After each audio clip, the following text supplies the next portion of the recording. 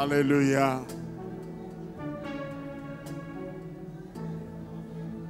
Oui, Dieu, Dieu, ton trône est élevé. Merci, Seigneur.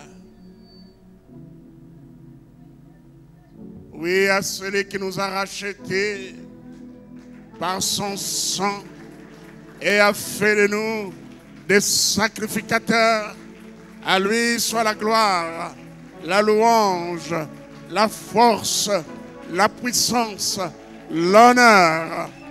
À Jésus-Christ soit la gloire. Merci, Seigneur.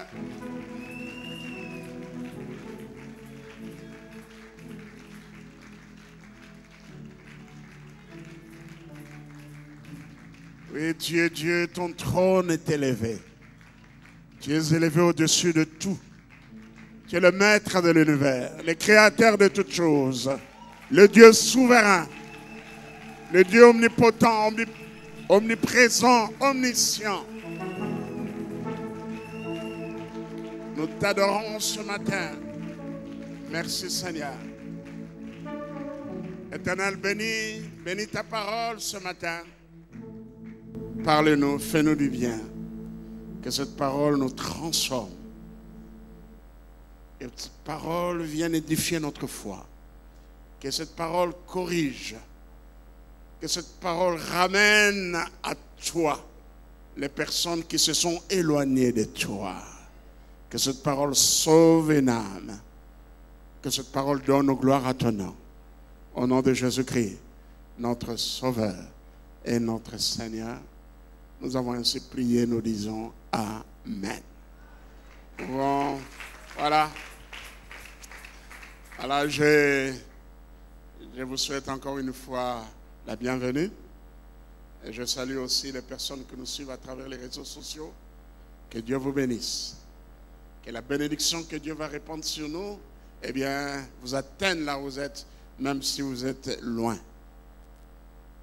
Parce que nous sommes ici. Mais l'Esprit de Dieu est omniprésent. Et que l'Esprit de Dieu vous touche là où vous êtes et vous apporte la bénédiction. Bon, je voulais juste signaler à Papa Théo Moubolo que vous devez vous préparer pour le rapport. Vous êtes prêts? Ok. On va lui laisser la place. Il va nous faire le rapport en ce qui concerne l'opération remboursement crédit. Voilà. Eh bien, ce matin, j'apporte une très bonne parole. Je commence un sermon, notre sermon en série. Je ne sais pas combien de temps ça va nous prendre, combien de séances ou de dimanches. Je vais vous parler du bon combat. Le bon combat. Le bon combat. Ou combat le bon combat. Voilà. Mais le sous-titre de ce message, c'est « Garder la foi et une bonne conscience ». J'hésitais entre les deux, quel titre donner. Bon, ce bon combat, le bon combat, la version traduction écuménique de la Bible, même la version Bible du Semé parle du beau combat. Les autres versions, Louis II et les autres versions parle du bon combat. Hein? C'est comme un quartier de Kinshasa. J'ai demandé une fois au pasteur Bomboko, c'est bon marché ou bon marché? Hein? Bon marché ou bon marché? Quelqu'un m'a dit que à l'époque, c'est le soir, vous savez, c'était un quartier marécageux et là-bas, on vendait des poissons à bon prix. Voilà une version pour l'origine de mot bon marché. On vendait du poisson à bon prix là-bas. Il y a bien des coins dans la ville de Kinshasa, c'était des coins marécageux. Vous savez, les quartiers, lorsque vous dépassez, vous venez de Limete, et vous dépassez les quartiers, la rivière Yolo. Tout ce quartier jusqu'au niveau de la clinique. Quelle clinique? Non. Vous êtes sur 7e rue. Vous allez vers Bongolo. Non, Yolo Médical. cette partie-là, c'était marécagé. Nous allons là-bas au Kozobangolo. Hein? Aujourd'hui, il y a des maisons là-bas. Ça fait des années, quand j'étais encore, j'avais 10 ans, 12 ans, on allait pêcher. Bon, là-bas, c'était marécagé. On prenait les bangolos. C'était un quartier marécageux. Eh bien, la pêche, on le faisait sur cette rivière, rivière Calamo. J'ai rencontré le soir un jour, en passant là-bas. Bon, on était en véhicule, j'ai dit. J'étais un petit, mais on m'appelait petit pêcheur. Donc, si j'ai lancé la maison, en tout cas, quand j'ai soulevé ma ligne de pêche, il y avait au moins un poisson qui était... voilà. Mais aujourd'hui, imaginez aujourd'hui, est-ce qu'on peut faire la pêche là-bas? C'est impossible. Nos rivières sont devenues polluées. Les gens déversent les eaux usées sur les rivières. Est-ce que vous savez, là où il y a la clinique Bondeko, qu'il y avait une grande... Il y avait, je peux dire, bon, il y avait, comment on appelle, forêt, bon, c'est trop dire, il y avait beaucoup d'arbres. Et on allait prendre les chenilles là-bas. Il y avait du bois là-bas. On prenait les chenilles. Là où il y avait... Voilà, la ville change, hein, avec les années, la ville change. Amen. Nous fermons la parenthèse. C'était juste parce que certaines versions parlent beau combat, beau, et d'autres versions parlent du bon combat. Amen. Alléluia. Nous allons retenir bon combat. Combat. Le bon combat. Le bon combat. Ou le sous-titre, garder la foi et une bonne conscience. Alors, nous prenons nos Bibles, nous allons lire dans 1 Timothée chapitre 1er, versets 18 à 20. 1 Timothée chapitre 1er, versets 18 à 20.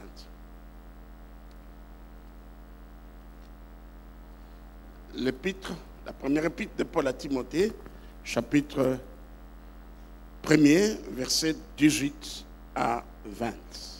Soit 1 Timothée chapitre 1er, versets 18 à 20, j'aimerais que tout le monde prenne sa Bible et que nous puissions, tout le monde ouvre sa Bible à cet endroit. Amen. D'ailleurs, ces 3 versets clôturent le chapitre 1er. Vous êtes là? Ok, je vais lire. Le commandement que je t'adresse, Timothée, mon enfant, selon les prophéties faites précédemment à ton sujet, c'est que, d'après elle, lisons, tu combattes le bon combat. Continuons. En gardant la foi et une bonne conscience. Continuons. Cette conscience, quelques-uns l'ont perdue. Ils ont fait naufrage par rapport à la foi. De ce nombre sont Hyménée et Alexandre, que j'ai livrés à Satan, afin qu'ils apprennent à ne pas blasphémer. Amen. Voilà. Alors, j'ai trouvé la version Parole vivante, la version Bible du Semeur et le français courant intéressant pour ce même passage. La version Parole vivante dit ceci. Mon fils, voilà l'enseignement que je te confie. Il est en accord avec les paroles que les prophètes ont dites sur toi autrefois. Ces paroles te donneront du courage et tu pourras mener le beau combat avec foi et avec une conscience bonne. Quelques-uns ont refusé d'écouter leur conscience. Quelques-uns ont refusé d'écouter leur conscience. Ainsi, ils ont perdu la foi. Et j'aime cette version. Je vais relire ces passages. Quelques-uns ont refusé d'écouter leur conscience et ils ont perdu la foi. Parmi eux, il y a Hyménée et Alexandre. Je les ai livrés à Satan. Ainsi, ils apprendront à ne plus insulter Dieu. Voilà. J'ai lu aussi la version Bible du Semeur et je vais lire cette version pour le même passage. Timothée, mon enfant, voici les conseils que je t'adresse, en accord avec les prophéties prononcées autrefois à ton sujet, en t'appuyant sur ces paroles. Combat le bon combat, avec foi et avec cette bonne conscience, dont certains se sont écartés au point que leur foi a fait naufrage. Parmi eux se trouvent Hyménée et Alexandre, que je livrai à Satan, pour qu'ils apprennent à ne pas blasphémer. Alors, l'autre version que j'ai lue, la dernière, c'est la Bible français courant.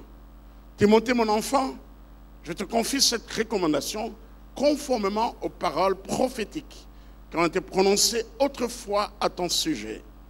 Que ces paroles soient ta force dans le bon combat que tu as à livrer. Garde la foi et une bonne conscience. Quelques-uns ont refusé d'écouter leur conscience et ont causé ainsi le naufrage de leur foi. Parmi eux se trouvent Hyménée et Alexandre. Je les ai livrés à Satan afin qu'ils apprennent à ne plus insulter Dieu. Amen. Voilà, le bon combat. Le bon combat. Il y a beaucoup de combats dans la vie du chrétien, dans la vie de l'homme. Et pour les chrétiens, nous connaissons tous le combat spirituel, qui est le combat contre les puissances maléfiques, les esprits méchants dans l'air. L'apôtre Paul, dans l'épître aux Corinthiens, il parle largement, plutôt dans l'épître aux Éphésiens, chapitre 6, il parle de ce combat spirituel. Et il y a des gens qui sont devenus des spécialistes de combat spirituel. Je connais quelqu'un, lorsqu'il venait chez moi, il disait, est-ce que vous avez les livres de combat spirituel? Donc, pour eux, c'est le combat spirituel, chasser les démons, etc. Mais je crois que le bon combat, le beau combat est celui-ci. Parce que lorsque on est perdant dans ce combat, on ne saura pas gagner le combat spirituel. Je reprends cette vérité importante. Lorsqu'on est perdant dans le bon combat, de garder la foi et une bonne conscience, on ne saura pas vaincre, gagner dans le combat spirituel. Amen. Je reprends cette vérité. Eh bien, lorsque nous sommes perdants dans le bon combat, qui est de garder la foi et une bonne conscience, eh bien, nous sommes perdants dans le combat spirituel. Amen. Pourquoi? Parce qu'on parle du naufrage de la foi. On parle du naufrage, donc on a perdu la foi, et j'aime cette expression, la version du Semeur, qui a dit, ils ont perdu la foi. Et il y a une relation très étroite entre la foi et la conscience. Malheureusement, on a trop parlé de la foi, c'est bien. Dans les églises, nous parlons beaucoup de la foi, mais nous parlons très peu de le rôle, la place de la conscience dans la vie chrétienne. Amen. Nous parlons très peu. Alors la Bible nous parle, ce bon combat, c'est l'équilibre entre la foi et la conscience. La conscience est là comme le manomètre ou le témoin, le miroir de notre foi. Amen. Amen. Il est comme le manomètre, le miroir de notre foi. Oui, comme je dis, les chrétiens ont très peu appris sur la place de la conscience, son rôle dans la vie chrétienne. Et c'est ce que nous allons voir aujourd'hui et le dimanche prochain. Notez que c'est l'apôtre Paul qui a plus développé la doctrine de la conscience. C'est l'apôtre Paul. Et il y en a beaucoup. Il y en a beaucoup. J'ai relevé tout le passage biblique qui parle de la conscience. Alors, qui dit conscience touche au problème de l'éthique chrétienne. L'éthique chrétienne, c'est une conduite obéissante. Une conduite obéissante à la parole de Dieu et à la loi intérieure que Dieu a mis dans notre cœur. Dans Jérémie chapitre 31, verset 33, Jérémie chapitre 31, verset 33, nous lisons, « Mais voici l'alliance que je ferai avec la maison d'Israël. Après ces jours-là, dit l'Éternel, je mettrai ma loi au-dedans d'eux. J'écrirai dans leur cœur et je serai leur Dieu et ils seront mon peuple. » Amen. Amen. Notez, nous ne sommes pas arrivés là-bas, je suis encore dans l'introduction de ce message. On peut définir la conscience que c'est la loi de Dieu dans le cœur. Amen. La conscience est une preuve que l'homme est et l'œuvre de Dieu est une création de Dieu. Amen. Il est le seul être vivant qui a la conscience. Les animaux n'ont pas de conscience. Mais l'homme a une conscience. Et on situe la conscience au niveau de l'esprit. L'homme a trois parties. L'homme a un corps, l'homme a une âme et l'homme a un esprit. C'est l'esprit et cette faculté cette partie de l'homme qui met l'homme en contact avec les divinités ou avec Dieu. L'homme a trois parties. La première partie, c'est la partie extérieure, c'est le corps, et qui nous met en contact avec l'environnement. Vous savez, le toucher, l'odorat, la vision, le goût, tout cela, et ça fait partie du corps humain. Mais nous avons une partie intérieure en l'homme, c'est l'âme.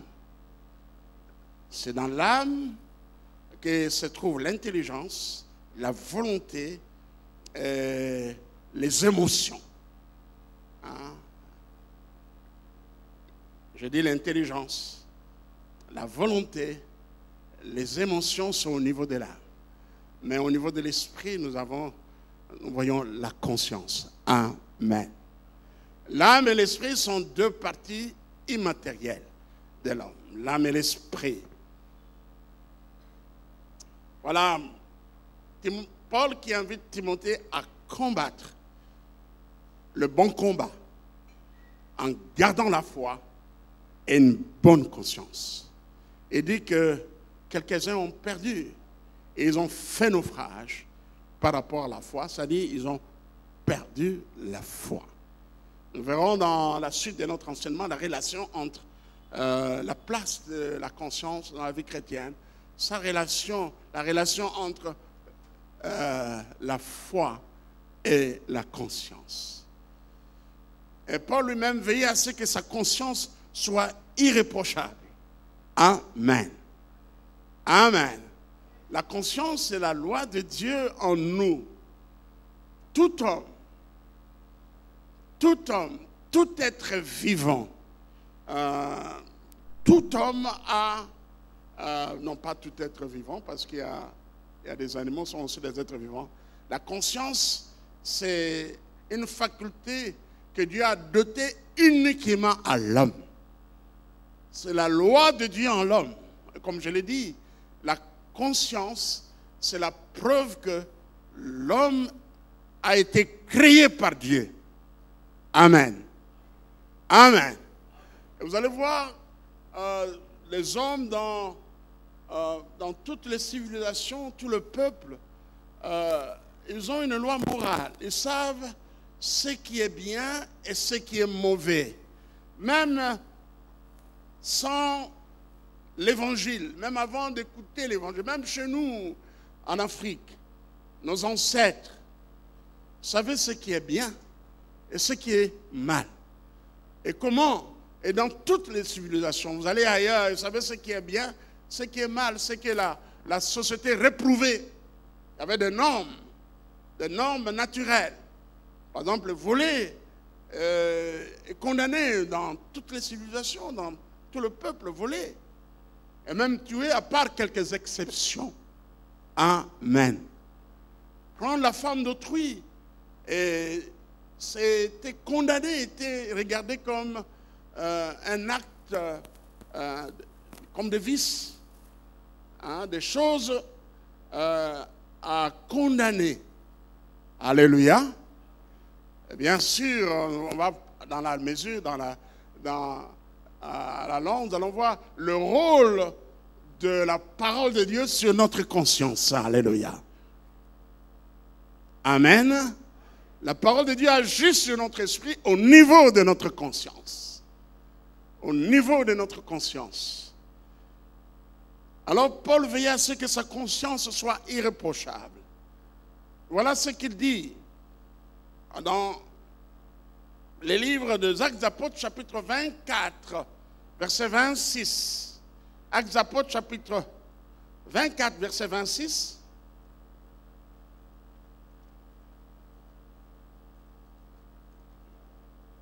Et c'est dans les Actes des Apôtres et surtout dans l'Épître aux Corinthiens que nous trouvons plusieurs emplois du mot conscience. Actes des Apôtres, chapitre 24. Moi, je l'ai déjà dans mes notes, mais c'est pour que nous soyons ensemble. Verset 16, plutôt 24, verset 16, il dit ceci. Actes des Apôtres, et il se trouvait devant le gouverneur Félix. L'apôtre a comparaissait devant le gouverneur Félix. Et j'aimerais lire pour une bonne compréhension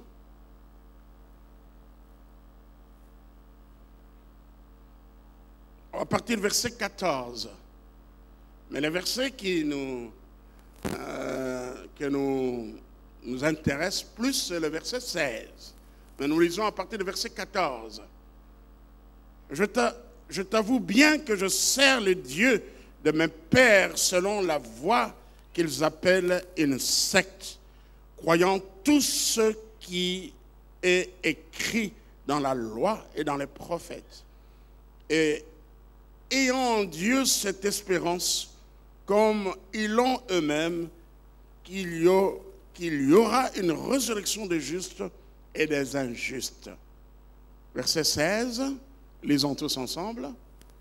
C'est pourquoi je m'efforce d'avoir constamment une conscience sans reproche devant Dieu et devant les hommes. Amen. Alors je vais vous poser une question simple. Est-ce que quelqu'un est conscient qu'il a la conscience? Qui est conscient qu'il a la conscience? Il lève sa main. Avez-vous déjà entendu cette voix intérieure? Cette voix intérieure qui vous dit, ne faites pas. Avez-vous déjà entendu cette voix? Alors nous avons appris, là j'arrive, bon, avant d'arriver là-bas, il y a encore un texte à lire. C'est Job, chapitre 27, verset 6. Nous sommes en train d'apprendre les livres, de faire l'étude biblique des livres de Job.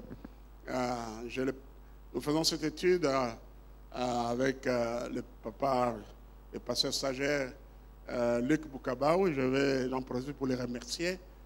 C'est lui qui me remplace si je ne suis pas disposé.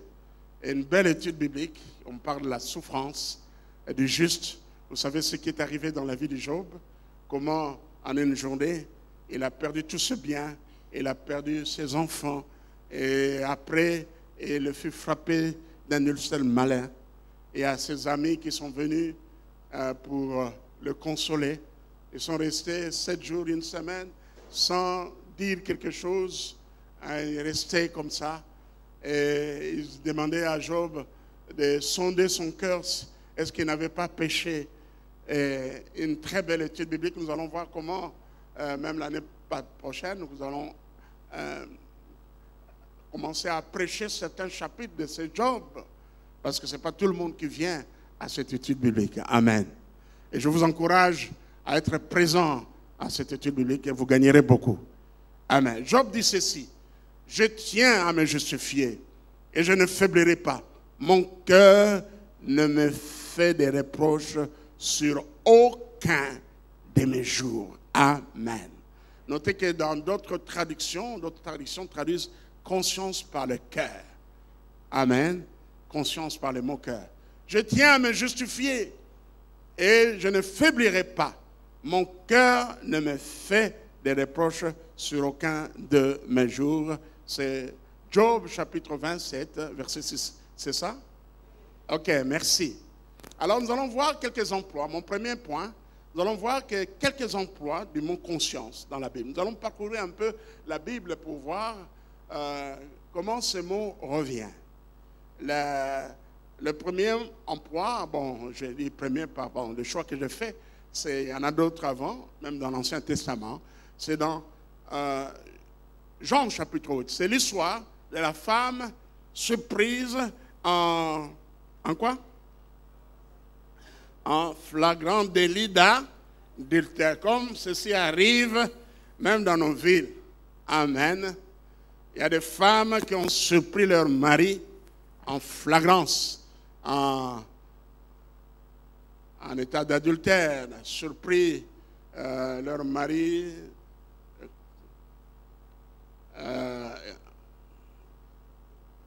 ayant des relations avec d'autres femmes, peut-être dans leur propre chambre. Et il y a même des cas où des femmes qui introduisent des hommes dans leur lit conjugal, ils reçoivent, acceptent sur le lit conjugal des concubins. Et ce sont des cas graves, ou bien ailleurs. Ou peut-être ce sont d'autres personnes qui vous surprennent. Amen. Amen. Ou d'autres personnes qui vous surprennent. Alors il y a une femme qu'on a surpris en flagrance. Il y a des relations avec un homme. Et on l'a amené auprès de Jésus. Une belle histoire. J'aimerais que nous puissions lire l'histoire tout entière. Jean chapitre 8. Mais le verset où le mot conscience apparaît, c'est le verset 9 qui dit « Accusés par leur conscience, ils se retirèrent. » Accusés par leur conscience. Notez ce verbe. Là, nous avons une fonction de la conscience. La conscience accuse. Nous verrons la fonction de la conscience après. Elle accuse, elle rend témoignage. Jésus s'est rendu, je commence, Jean chapitre 8 à partir du verset 1er. Jésus s'est rendu à la montagne des Oliviers, mais dès le matin, il alla de nouveau dans le temple. Tout le peuple vint à lui, s'étant assis, il les enseignait. Mais les scribes et les pharisiens amenèrent une femme surprise en adultère et la plaçant au milieu du peuple, ils dirent à Jésus, « Maître, cette femme a été surprise en flagrant délit d'adultère. Moïse, dans la loi, nous a ordonné de lapider de telles femmes. Toi donc, que dis-tu? » Il disait cela pour le prouver, afin de pouvoir l'accuser. Mais Jésus, s'étant baissé, écrivait avec le doigt sur la terre.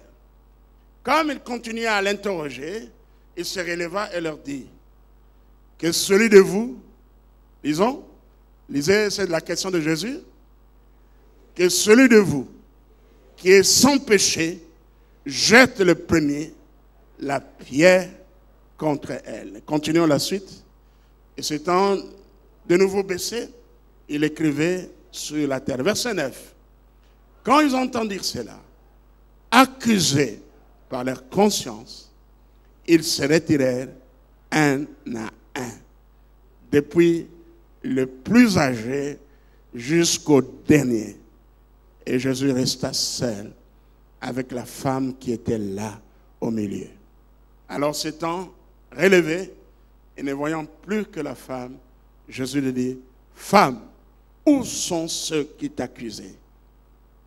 Personne ne t'a-t-il condamné? » Elle répondit, « Non, Seigneur. » Et Jésus lui dit, lisons, « Je ne te condamne pas non plus, va et ne péchait plus. Amen.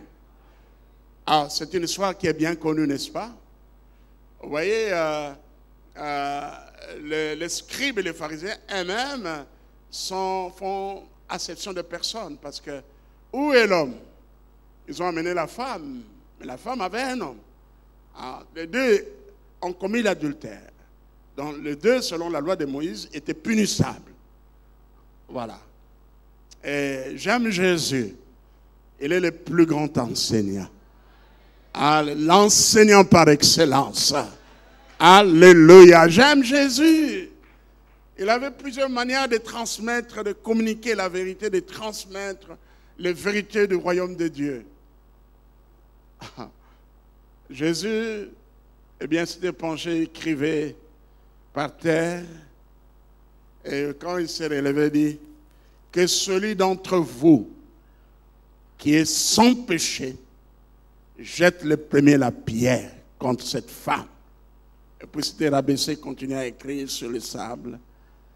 Accusé par la conscience.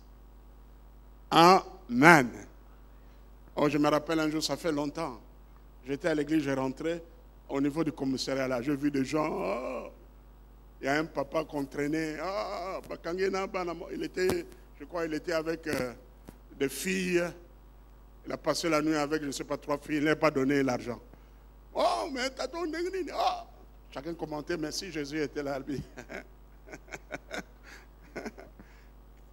Que celui de vous qui est sans péché jette le premier la pierre contre cet homme. Enfin, nous condamnons des gens pour les choses que nous-mêmes nous commettons. Amen. Mais Jésus est allé loin. Celui de vous qui est sans péché. Donc l'adultère est un péché comme les autres péchés. Hein? Mais la Bible dit que celui qui commet l'adultère pêche contre son propre corps. Amen. Nous devons fuir l'impudicité. Alléluia. Nous devons fuir l'impudicité et accuser par leur conscience. Donc nous sommes faillibles d'une manière ou d'une autre. Si nous ne commettons pas l'adultère, peut-être il y a des mensonges, peut-être d'autres péchés que nous commettons, hein?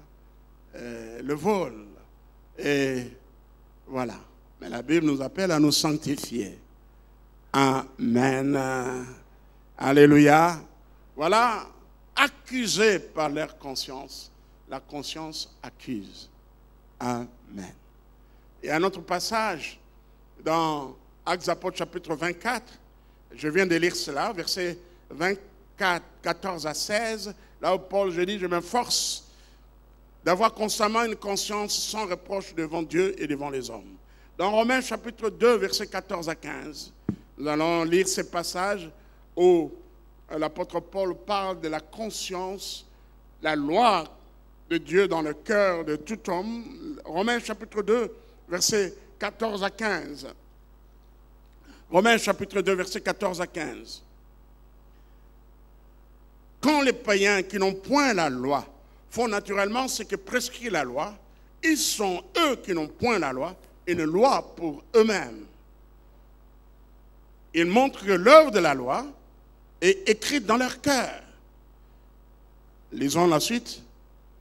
Leur conscience en rendant témoignage et leur pensée s'accusant ou se défendant tour à tour. C'est ce qui paraîtra au jour où, selon mon évangile, Dieu jugera par Jésus-Christ les actions secrètes des hommes. Il y a une question que beaucoup posent. Mais les gens qui n'ont pas entendu l'évangile et qui sont morts, comment Dieu le jugera-t-il? Et là, nous avons la réponse. Dieu le jugera en se basant sur la loi de la conscience. Parce que dans le cœur de tout homme, même s'il n'a pas entendu l'évangile, eh bien, il sait ce qu'il doit faire, ce qui est bien et ce qui est mauvais. Amen. Moi, je parle des gens qui sont morts, qui n'ont pas entendu l'évangile. Nos ancêtres, par exemple, avant que l'évangile nous parvienne. Même d'autres aujourd'hui, ils sont dans des coins, ils n'ont pas entendu l'évangile. Mais Dieu a placé dans le cœur de tout homme une loi morale. Et cette loi morale, c'est la conscience. Amen. C'est la conscience. Et dans Romains chapitre 9, verset 1er, Paul dit, ma conscience m'en rend témoignage. Et un passage intéressant, je crois que nous allons nous arrêter là. C'est dans 1 Corinthiens chapitre 8. 1 Corinthiens chapitre 8. Ici, il est question de viande sacrifiée aux idoles. Et je vais vous remettre ce texte dans son contexte. Dans la ville de Corinthe, il y avait des temples païens. Et dans ces temples-là, on sacrifiait des vaches, des taureaux. Et leur viande était mise au marché à bon prix. À bon prix. Et soit ces temples avaient des restaurants où le plat, le menu de viande était bon marché.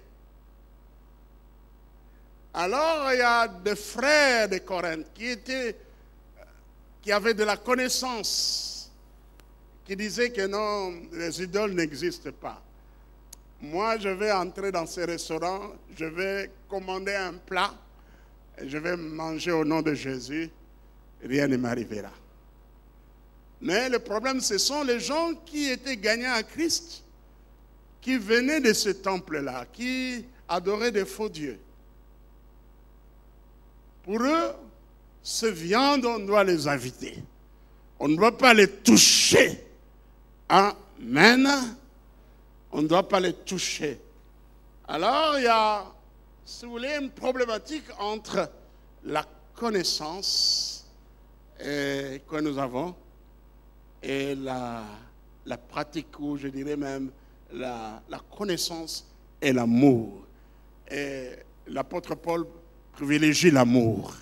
Il dit, toi, frère, toi qui as la connaissance, il faut penser à l'autre. Pour l'autre, eh bien, on ne peut pas toucher à ces viandes, on ne peut pas manger ces viandes. Est-ce que nous avons compris tout ça? Voilà, je situe ce texte important où nous retrouvons le mot conscience. Le verset 7.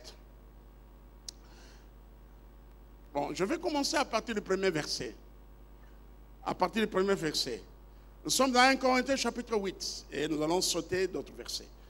Pour ce qui concerne les viandes sacrifiées aux idoles, nous avons tous la connaissance. La connaissance enfle, mais la charité édifie. Nous avons la problématique ici entre la connaissance et l'amour. Si quelqu'un croit savoir quelque chose, il n'a pas encore connu comme il faut connaître. Mais si quelqu'un aime Dieu, celui-là est connu de lui. Pour ce qui est donc de manger des viandes sacrifiées aux idoles, nous savons qu'il n'y a point d'idole dans le monde et qu'il n'y a qu'un seul Dieu. Amen. Nous savons. Car s'il est des êtres qui sont appelés Dieu, soit dans le ciel, soit sur la terre, comme il existe réellement plusieurs dieux et plusieurs seigneurs, néanmoins, pour nous, il n'y a qu'un seul Dieu. Alléluia. Le Père de qui viennent toutes choses et pour qui nous sommes, et un seul Seigneur, Jésus-Christ, par qui sont toutes choses et par qui nous sommes. On peut dire Amen. Mais cette connaissance n'est pas chez tous. Quelques-uns, d'après la manière dont ils envisagent encore l'idole, mangent de ces viandes comme étant sacrifiées aux idoles. Et leur conscience, qui est faible, en est souillée. Amen. Retenez ces deux mots, conscience faible, parce que nous allons parler aussi des types de conscience dans la suite de notre enseignement. Il y a la conscience faible, il y a une mauvaise conscience, il y a la conscience souillée, il y a une bonne conscience ou une conscience pure. Amen. Au verset 12, c'était 10, lisons le verset 10. Car si quelqu'un te voit, toi qui as de la connaissance, assis à la table dans un temple d'idole, sa conscience, à lui qui est faible, ne les portera-t-elle pas à manger des viandes sacrifiées aux idoles? Ainsi le faible périra par ta connaissance, les frères pour lesquels Christ est mort. Amen. Au verset 12, en péchant de la sorte contre le frère et en blessant leur conscience faible, qu'est-ce que la Bible dit? Vous péchez contre Christ. C'est pourquoi si un aliment scandalise mon frère, je ne mangerai jamais de viande, afin de ne pas scandaliser mon frère. Voilà. Et il y a encore d'autres passages. 10, 25. Alors, nous sommes au chapitre 10, de 1 Corinthiens chapitre 10. 1 Corinthiens chapitre 10.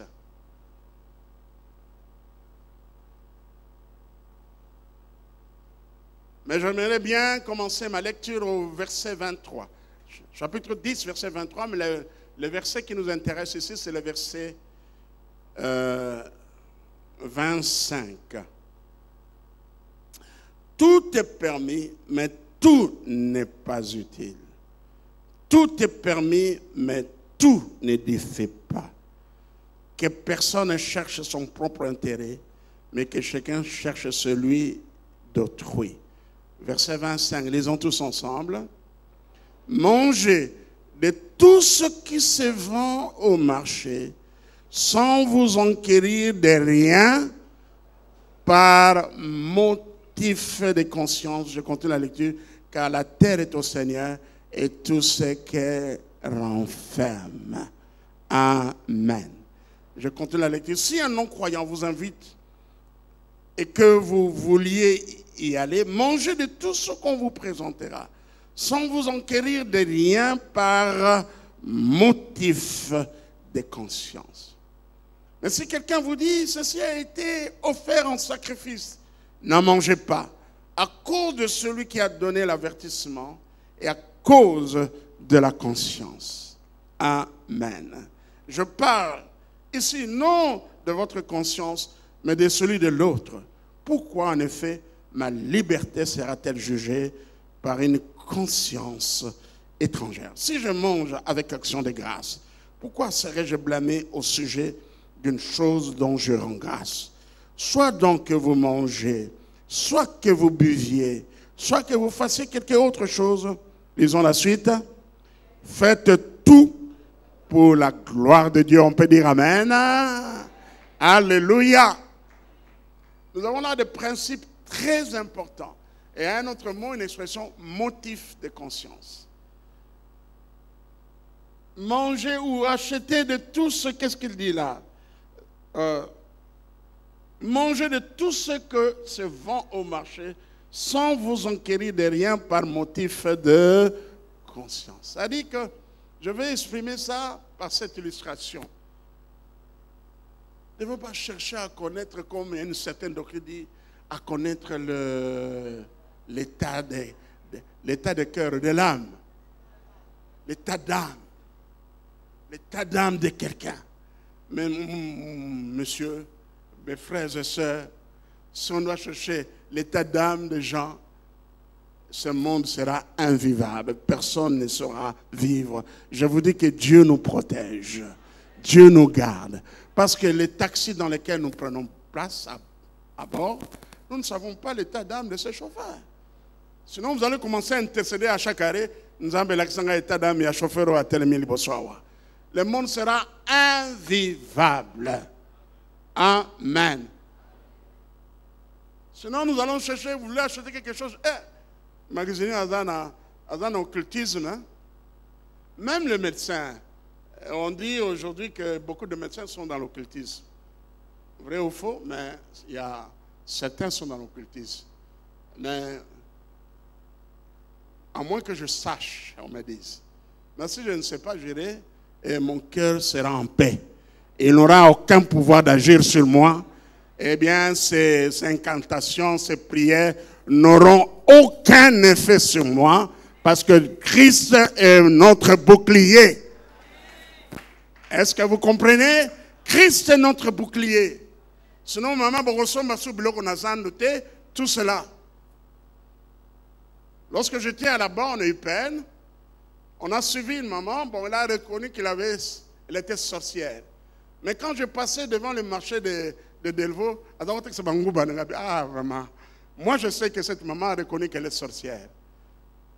Est-ce qu'elle elle a envoûté des gens? Je ne sais pas. Hein? Mais Dieu est avec nous. Même si vous achetez quelque chose chez une personne qui est sorcière, eh bien, s'il a des incantations, bien quelque chose, cela ne vous atteindra pas. Parce que vous êtes gardés en Jésus-Christ. Amen. Alors la conscience joue un rôle important dans l'expression de notre foi et dans la conduite. Alors je vais arriver à mon deuxième point. À mon deuxième point, qui est qu'est-ce que la conscience? La signification de la conscience. Après quelques emplois du mot conscience dans la Bible, nous voyons la signification du mot conscience. Le mot conscience dérive d'un mot latin, conscientia. Je n'ai pas fait le latin, moi je fais le grec, un peu d'hébreu, je ne sais pas, conscientia. Et il est composé, c'est un mot composé, nous avons le préfixe con, qu'on trouve même en français, qui signifie avec, ensemble, et le verbe sire, qui veut dire connaître. Donc étymologiquement, la conscience c'est savoir avec, c'est connaître avec, savoir ensemble, étymologiquement. Et le mot de conscience dérive du mot grec suneidesis, S-U-N-E-I-D-E-S-I-S.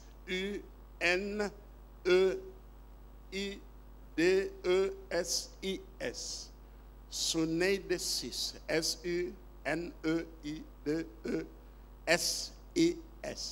Suneidesis, qui signifie savoir avec, c'est voir ensemble, être d'accord avec. Et la question qu'on doit se poser, c'est savoir avec qui, ou être d'accord avec qui, ou être d'accord avec quoi. C'est être d'accord avec la parole de Dieu. C'est être d'accord avec ce que Dieu dit. Ce que Dieu dit déclare que c'est bien. Eh bien, nous, ses enfants, nous sommes d'accord avec Dieu. Nous disons que ceci est bien. Ce que Dieu dit que c'est mauvais, eh bien, nous sommes d'accord avec Dieu. Nous disons que c'est mauvais. En tant qu'enfant de Dieu, je ne veux pas le faire. Amen. En tant qu'enfant de Dieu, je ne veux pas le faire. C'est mauvais. Et voilà. Autre définition là, c'est la définition étymologique. En suivant les racines ou bien les mots originaux ou bien de ces mots. Donc, savoir avec.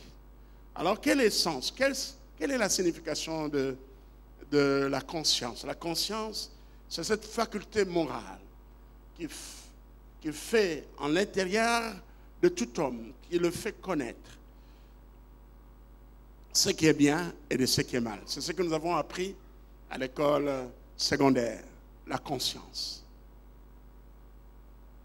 Où la conscience, c'est le jugement intérieur sur la qualité morale d'un acte.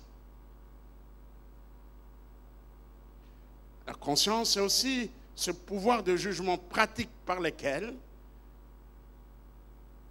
on déclare que ceci est bien pour soi ou mal. Alors, je donne une définition plus élaborée. La conscience est la pratique de notre personnalité qui, volontairement ou involontairement, réagit à une loi morale universelle, qui est en fait la loi morale de Dieu. Elle communique cette loi à l'esprit et l'oblige soit à obéir, soit à étouffer la voix de la conscience. Je reprends cette définition que je trouve plus élaborée. La conscience est la pratique de notre personnalité qui, volontairement ou involontairement, réagit à une loi morale universelle qui est en fait la loi morale de Dieu. Elle communique cette loi à l'esprit. Elle oblige soit à obéir, soit à étouffer la loi de la conscience. Il y a une chose que veut dire, on ne peut pas détruire la conscience. La conscience est indestructible. Quelqu'un peut dire amen. On peut étouffer la conscience, mais on ne détruit pas la conscience. Et il y a aussi une vérité à dire que je voulais parler de certains facteurs qui influencent notre conscience. Je vais parler de la famille. L'éducation qu'on a reçue dans la famille vient influencer notre conscience. L'éducation que nous avons reçue de nos parents joue sur notre conscience. Amen. Amen. Joue sur notre conscience. Et il y a l'école. L'école. Ce qu'on a appris à l'école, tout cela joue sur notre conscience. Notre environnement, le milieu dans lequel nous vivons, joue sur notre conscience. Voilà pourquoi vous allez voir dans certains quartiers, il y a un comportement donné. Un comportement donné de gens. C'est pourquoi le milieu est important dans l'éducation de nos enfants. Amen. Le milieu est important dans l'éducation de nos enfants parce que nos enfants peuvent être influencés par la rue, les jeunes du quartier. Hein? Et lorsque vous voyez les Kuluna, c'est dans certains quartiers que les Kuluna se développent plus. Amen. Amen. Et nous prions pour que, eh bien, l'évangile gagne du terrain et que ces jeunes qui sont dans le banditisme de Kuluna, eh bien, se convertissent. Amen. Et aussi, les coutumes. Les coutumes jouent sur notre conscience. Il semble que dans certaines tribus, pour prouver que vous êtes un homme, il faut démontrer que tu peux voler. Tu peux voler. Hein? Il semble, nous apprenons cela. C'est à vérifier. Et ça joue sur la conscience. Vous savez, dans certaines cultures ou coutumes, l'adultère est toléré.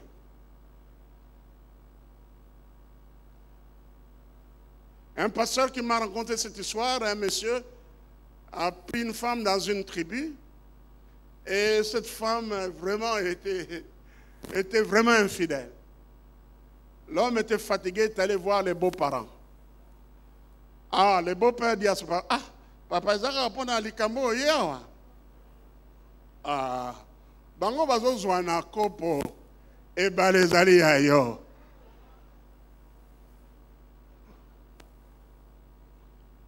Bazo zwana kopo e balezali ayo. Alors, les enfants qui grandissent dans ces cadres-là, dans ces milieux-là, leur conscience sera, je dirais, voilà, quel est le mot? Erronés ou bien ils n'agiront pas comme Dieu le veut. dans certaines tribus, surtout passé même dans certaines tribus, oui, il y a des cannibalismes tolérés. Si on est étranger, ou même entre eux. Hein. Il y a un homme qui a écrit un livre, j'oublie le nom, L'enfant de la paix. C'est un missionnaire, anthropologue. Il est allé dans une tribu où lorsque vous parvenez à tuer un ami, donc, alors, pas tuer par sorcellerie, mais au salier piège au baumier vraiment. Et puis, la tête, la crâne de la victime, il faut mettre ça sur votre case. Je crois que l'auteur, c'est Don Richardson. Il a écrit un livre, L'enfant de paix. Alors, l'enfant de paix, il a pris l'illustration de Jésus-Christ qui est mort pour tout le monde. Et c'est lorsqu'il leur a parlé de la vie de Jésus, qui est mort pour que tout le monde soit sauvé, que dans cette tribu-là, dans les îles indonésiennes là-bas, que vivait cette triste Nouvelle-Zélande, je ne sais pas, que cette tribu vraiment primitive, ce peuple primitif, ont donné leur vie à Jésus-Christ. Amen. Dans leur conscience était fauchée. Mais il y a aussi, je vais terminer par la parole de Dieu. Alléluia. La parole que nous écoutons joue sur notre confiance. Amen. Et la parole doit être au-dessus de tous ces autres facteurs-là. Amen. Doit être au-dessus de ce facteur. Et aussi l'Église. Parce qu'à l'Église, nous prêchons la parole de Dieu. Alors comment fonctionne la conscience? Comment fonctionne la conscience? Je vais prendre quelques minutes et m'arrêter là parce qu'on doit terminer à 10 heures. J'ai encore du temps. Hein? On doit terminer à 10 heures. Voilà, je prends encore 10 minutes. D'abord, la conscience rend témoignage. La conscience accuse. La conscience juge nos actes. Amen. La conscience rend témoignage. La conscience accuse. La conscience juge nos actes.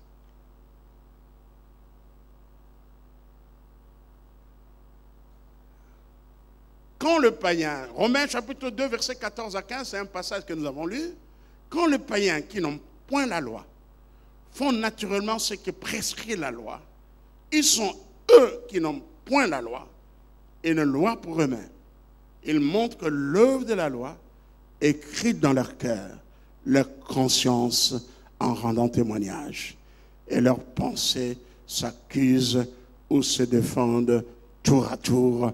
Amen. Amen.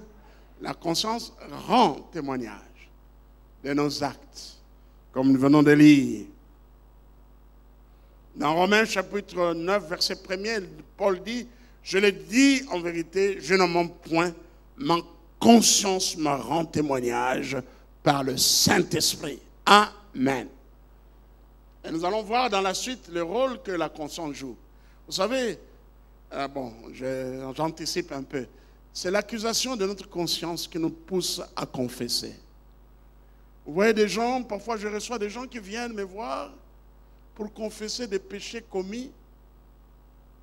Il y a peut-être pendant la jeunesse, après peut-être 5 ans passés, où ça dit qu'ils n'ont jamais été en paix. Leur conscience les accuse. Hein? Bon, je suis déjà dans l'autre point. La conscience rend témoignage. Hein? Et le cœur bat. Le cœur bat. Et chaque fois que vous pensez à cela, vous perdez votre paix. Amen. Amen. Comme je dis, la conscience, c'est le manomètre, c'est le miroir de nos actes et de notre foi. Alléluia. Rend témoignage.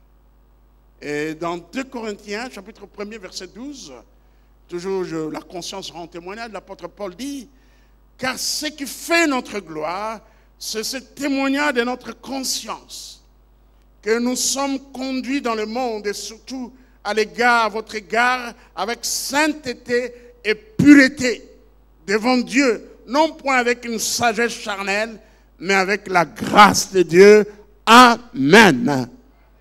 Si vous avez trompé votre femme, vous étiez en mission de service ou bien à Kinshasa, eh bien, si vous êtes chrétien, tant que vous n'avez pas confessé votre péché, eh bien, vous n'aurez pas la paix. Alléluia. Alors, c'est grave lorsque vous péchez comme chrétien, vous péchez, et vous étouffez la voix de votre conscience, je vous dis que vous êtes sur une pente glissante. Amen. Vous êtes sur une pente glissante. L'apôtre Paul parle de conscience cautérisée. C'est-à-dire une conscience qui n'agit pas comment, une conscience malade. Appliquer les cautères, c'est une technique dans l'élevage. On met un morceau de bois, de fer au feu, et lorsque c'est déjà rouge, on applique sur le poil, la peau de l'animal, que ce soit une chèvre, un mouton ou un taureau, eh bien, ça va faire une plaie et puis ça va se cicatriser. À l'endroit là, ça sera dur. Au chata même, tatonga, vous ne sentez rien.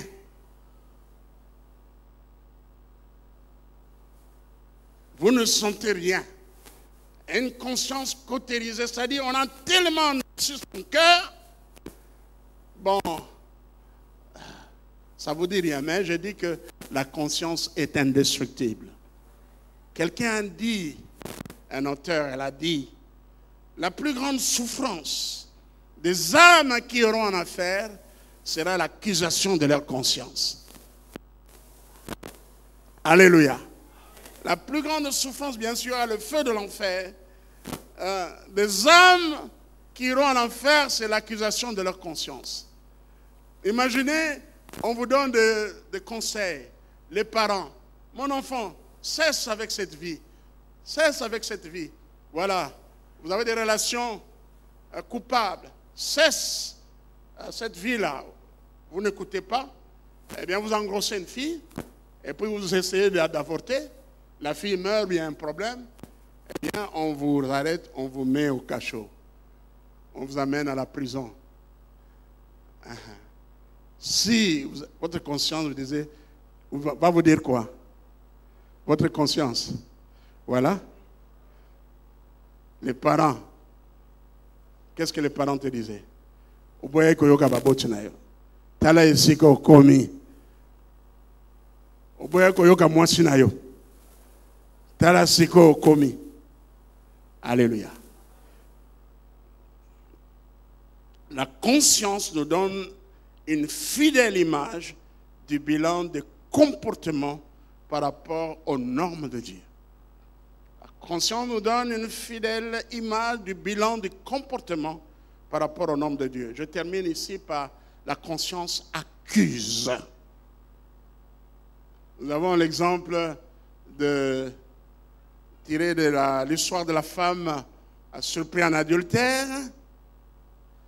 Et là où il est dit, accusés par leur conscience.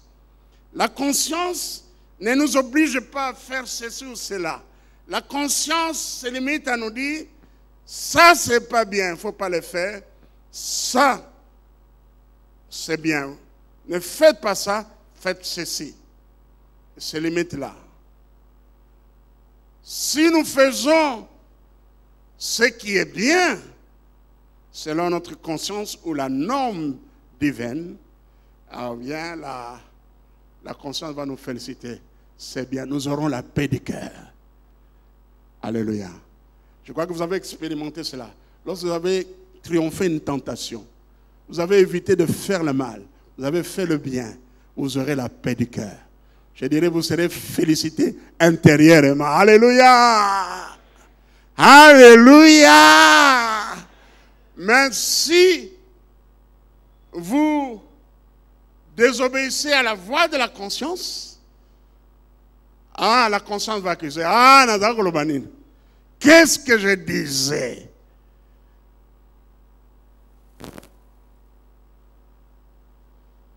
Je connais un couple fiancé qui sont tombés pendant le fiançailles dans la fornication. La sœur, c'était un samedi, il revenait d'une salle de fête, d'une fête de mariage, j'étais invité. Sœur Pongé, elle a quitté Boutouane. Elle a fait une église dimanche. Ah, nous sommes bien. Ah, c'est pourquoi il y a une affaire telle. Oh. Yo pe choriste.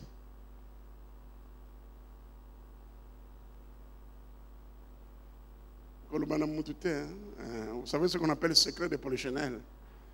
Il n'y a pas qu'un soir, sœur tel, notre frère tel. Ah, Koyaki. Kolobana Motute. On n'a pas qu'un et Panzane. Tiens, comment monter dans un pasteur. En ce moment-là, j'ai dirigé l'église L'Arche de l'Alliance Massina. La conscience accuse. Amen. On n'a pas terminé. Je suis obligé de m'arrêter là. Mais nous devons faire en sorte qu'il y ait l'équilibre entre la foi et la conscience. La conscience, c'est par rapport à notre conduite. Ce que nous écoutons, la parole de Dieu que nous écoutons, mettons-la en pratique. Obéissons à Dieu. Amen. Obéissons à Dieu, sinon il y aura un conflit dans notre conscience. Notre conscience sera troublée. C'est ce combat-là, c'est ce bon combat de la foi, de marcher conformément aux instructions de notre Dieu, de fuir le péché, de vivre comme Dieu le veut. Ainsi, il y aura équilibre entre la foi et la conscience. Il y aura équilibre, il y aura la foi et la conscience marcheront ensemble. Alléluia. Ils marcheront ensemble.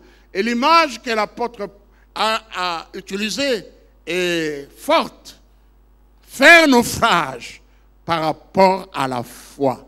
C'est la foi qui fait naufrage lorsque nous faisons des choses qui ne plaisent pas à Dieu. Marchons dans la crainte de Dieu. Obéissons à Dieu. Est-ce qu'on peut dire Amen? Merci Seigneur. Combattons le bon combat, gardons bien notre foi et une bonne conscience. Quelques-uns ont perdu. Combattons, combattons le bon combat, gardons bien notre foi et une bonne conscience. Que quelques-uns ont perdu. Celui qui vaincra sera vêtu de blanc. Son nom restera dans le livre de vie. Confesserons son nom devant mon Père. Dit Jésus, Alléluia, et je confesserai son nom devant les hommes. Dit, celui qui vaincra sera vêtu de blanc. Celui qui vaincra sera vêtu de blanc. Son nom restera dans les livres des vies. Et je confesserai son nom devant mon Père, devant mon Père, dit Jésus. Alléluia. Je confesserai son nom devant les anges, devant les anges, dit Jésus. Je vous invite à vous lever tous. Nous voulons prier par rapport à la parole. Gardez la foi et une bonne conscience. Et à l'équilibre, il faut l'équilibre entre la foi et la conscience. Les deux doivent marcher de pair, marcher ensemble. Qu'est-ce que votre conscience vous dit maintenant? Y a-t-il des choses à confesser? Alors faites-le. Eh bien, soyons comme Job, soyons comme purs, comme Paul qui dit, j'ai une conscience en paix, j'ai une conscience sans reproche. Lèvons nos voix et prions tous ensemble.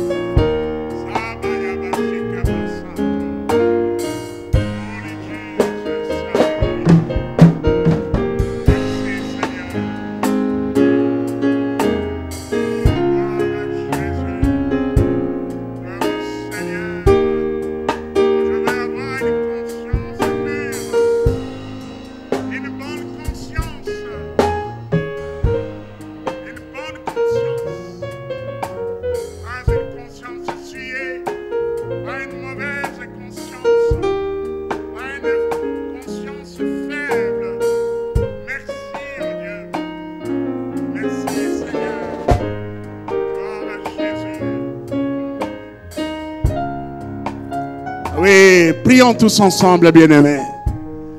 Quel est l'état de votre conscience?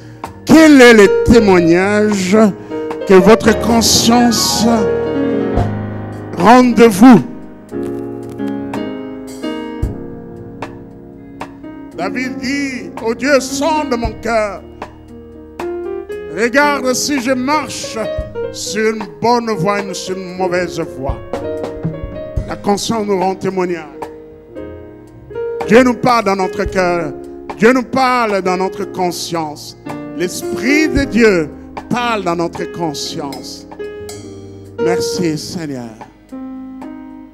Merci Jésus. Y a-t-il quelqu'un qui a une conscience chargée à cause du péché? Parce que nous ne marchons pas comme Dieu le veut. Parce que si nous marchons dans le péché, nous n'aurons pas une conscience en paix. Nous n'aurons pas une conscience pure. Y a-t-il quelqu'un qui reconnaît que sa conscience est souillée? Il a une mauvaise conscience. Et implorer le pardon de Dieu. Si vous êtes là, levez votre main. Nous voulons prier pour vous. Levez tout simplement votre main. Merci pour les personnes qui ont levé leurs mains, qui reconnaissent que leur conscience est souillée.